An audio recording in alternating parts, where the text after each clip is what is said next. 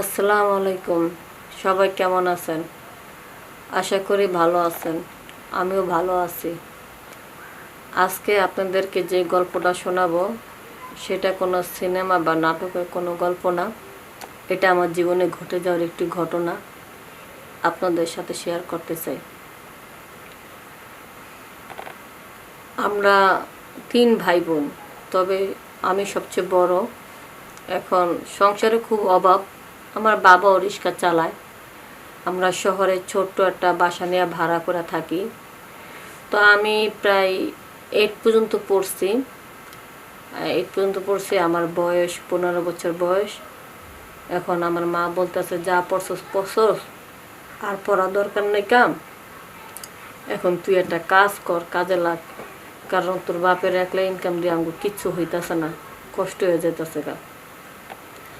পরে টাকার অভাবের কারণে আমরা আর পড়ালেখা করলাম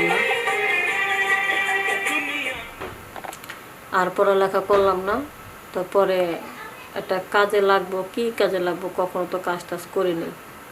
পরে গার্মেন্টসের হেল্পার হিসাবে কাজে লাগার জন্য গেলাম।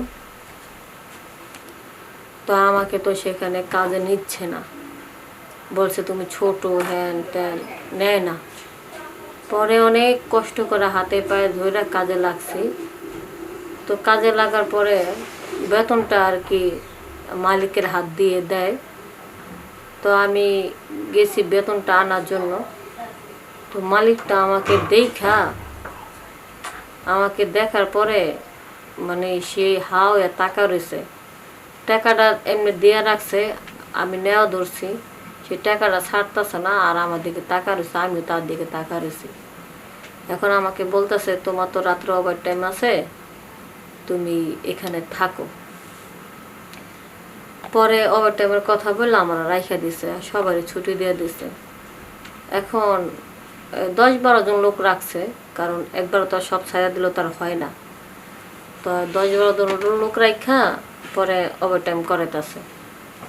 এখন একটা সুপারভাইজারে দিয়া আমার খবর পাঠাইছে। বলতেছে, তোমার বাসা কে কে আছে? আমি কই, আমার বাবা আছে, মা আছে, আমার ছোট ছোট একটা ভাই একটা বোন আছে। কয়, সংসারটা চলে কেমনে? আমি কই, সংসারটা চলে অনেক কষ্ট করে, এই জন্য তুই লেখাপড়া বাদ দিয়া এই বয়সে কাজ করতে আইছি। আসলে তোমার দেখলে খুব মায়া হয়। এত অল্প বয়সে তুমি এত গার্মেন্টসের যে বকাঝোকা হয়, যে কাজ হয়, চাপের উপর রাখে, তুমি কি টিকতে পারবা? পরে আমি বললাম যে হ্যাঁ, আমি করতে পারব ভাই, আমারে নেন। পরে কয়, তোমার প্রতি আমার খুব মায়া হয়ে গেল গা, যাও, তুমি যেহেতু আজকে 1 মাস ধরে আইসো, তা কাজ করতে থাকো। যদি ঠিক মতন কাজ কাম করো, কথা শোনো, তাহলে ভালো কিছু পাইবা। আর অপরটারও তোমার তাড়াতাড়ি বানায় দেব, ঠিক আছে? আমি যদি বলি একজনকে যে তোমার যেন কাজ শেখায়, সেটা শেখাবে। তখন আমি বলছি, ঠিক আছে, আপনি আমাকে একটু অপরটা বানা দেন, কারণ এই অল্প বেতন আমার হয় না। পরে বলছে, ঠিক আছে, তোমার ব্যাপারটা আমি দেখব। পরে এই গার্মেন্টসে কী করলো, মাঝে মধ্যে অফিসের রুমে একটা এই সেলাই মেশিন নিয়ে আসলো। আইনা মালিক বলতেছে, শোনো, তোমাকে আমি অপরটার কাজ শেখাবো। সবাই তো কাজ করে, সবার তো মনে করো সুযোগ হয় না। আমি তোর অফিসে বসে থাকি, তাই তোমার আমি একটু শিখাই দিই। এমনি এমনি মেশিনটা চালাবা, এমনি এমনি মানে আমার ঘাড়ের উপর দিয়ে হাত দিয়ে আমারে এই হাত দুইটা মেশিন সামনে নিয়ে ধরে দেখাইতেছে, এমনি এমনি সেলাই করবা, দূরের থেকে এই আঙুলটা রাখবা যেন শুয়ে নিচে যেন না পড়ে। তো এইভাবে শেখানোর কথা বলে আমার বডির উপরে অনেকভাবে তার টাচ লাগতেছে আর কি। তো আমাকে বুঝতে দেয় না আর কি। তবে আমি প্রথম বুঝতে পারিনি। আমি মনে করছি হয়তো শেখানোর কারণে একটু একটু টাচ লাগতে পারে, এজন্য আমি আর কি তেমন একটা কিছু তারে বলতাম না।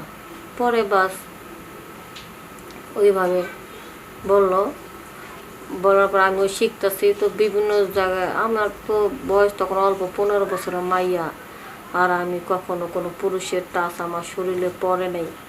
একটা ফুল যখন কলি হয়, প্রথম যখন কলি হয়, কলির সাইজটা তো একেবারে সুপারির মতন, ঠিক না, বা লেচুর মতন। তো আমারও বয়সটা অল্প, তখন আমার ওই কলির মতন আর কি, লেচুর মতন ছিল, দেখলে মনে হবে লিচু, ঠিক আছে। তখন বিভিন্ন জায়গায় এইভাবে টাচ করে আকার ইঙ্গিতভাবে আমার সাথে বিভিন্ন ধরনের কথা বলে। বস আমাকে বলতেছে, দেখো কোনো গার্মেন্টসের বস তোমাকে এইভাবে শেখাবে না, আমি তোমাকে মায়া করে শেখাচ্ছি, তুমি গরিব মানুষ, দুইটা পয়সা যেন কামাই করতে পারো। আমি তো ইচ্ছা করলে তোমাকে অনেক পয়সা দিতে পারি, কিন্তু আসলে আমার যতই টাকা পয়সা থাক, কেউ টাকা তো আর কেউ এমনি দিয়ে দেবে না, বলো, কেউ টাকা কেউ এমনি দেবে? তুমি বললাম কি না, আপনি ঠিকই বলেছে, কই শোনো, তাহলে একটু তাড়াতাড়ি আইসো, আর একটু দেরি করে যাইও, বেশি বেশি করে শিখতে হবে। এই যে তুমি শিখতেছো, তোমার কিন্তু এটা বেতন ধরা আছে, আমি কিন্তু তোমার বেতন দিয়ে যাচ্ছি আমার লস দিয়া, ঠিক আছে। এইভাবে আমারে অনেক দিন পর্যন্ত শিখাইলো। শেখানোর পরে এক পর্যায়ে এবার আমারে বলতেছে, তোমার এবার পায়ের কাজগুলো হয় না, পাটা মেশিনে কতটুকু যাতা দিবা না যাতা দিবা এটা আমি দেখাচ্ছি তোমাকে, ঠিক আছে। তো সে কী করলো, আমার পাটা কিভাবে ধরে ধরে দেখাইতেছে যে এই পাটা এমনি দাও, এমনি রাখো, এভাবে ধরে ধরে আমার পায়ের রানের উপরে হাত দিচ্ছে, বিভিন্ন জায়গায় টাচ করতেছে। তো আমার একটু সুশীল লাগতেছে। তারপরে আস্তে আস্তে আমার শরীরের ভিতরে একটু উত্তেজিত আইসা পড়লো। তখন সরাসরিভাবে আমাকে বিভিন্ন জায়গায় টাচ করলো, কয় তোমার জন্য আমি এত কিছু করতেছি, আমি একটা মালিক মানুষ, বস, তোমার তো কিছু করা উচিত, কও। আমি তোমাকে মাসের প্রথম অবস্থা, তুমি যেহেতু 10,000 টাকা বেতন পাচ্ছ, তাহলে তোমার এই মাসে আমি মনে করি 25,000 টাকা বেতন দেবো, ঠিক আছে, তুমি আমার একটু সময় টমার দাও।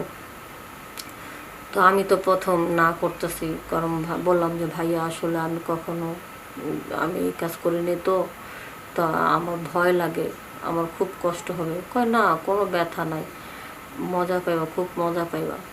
পরে এক পর্যায়ে যখন সে আমাকে ওই মূল কাজটা করা ধরছিল, তখন আমি মানে একটা চিৎকার দৌড়ছিলাম, আমার মুখটা চেপে ধরলো, বলে শব্দ করলো না। তখন আমি তাকে বললাম, ভাইয়া আমার খুব কষ্ট হচ্ছে, ভাইয়া প্লিজ এইভাবে দেবেন না, আমার খুব ব্যথা হচ্ছে। কত তুমি ছোটো মানুষ তো, ব্যথা তো একটু একটু একটু হবে, কোনো সমস্যা নেই, পরে ঠিক হয়ে যাবে। সে আমার কোনো কথা শুনলো না। এদিক দিয়ে গার্মেন্টসের বসটা নিজের কন্ট্রোল রাখতে পারতেছে, তারও উত্তেজিত বাইরে গেছে গা। এদিক দিয়ে আমার খুব কষ্ট হচ্ছে। এক পর্যায়ে আমার কী করলো, জোর করে মুখটা চাইপা ধইরা, এমন মনে করেন গেটের দরজাটা এমনভাবে লক করছে, আর তার অফিস রুমটা এরমভাবে সিস্টেম করছে, আমি ভিতর থেকে চিৎকার পাইরা মইরা গেল, বাইরের থেকে মানুষ কেউ শুনবে না, ঠিক আছে। সেই জোর করে, এত জোর করে, তো ব্যথা দিয়া কষ্ট দিয়ে আমার সাথে যে ইউজ করতেছে, তখন আমি জোরে জোরে চিৎকার পারতেছি, কান্না করতেছি, তারপরেও বসটা আমাকে ছাড়তেছে না।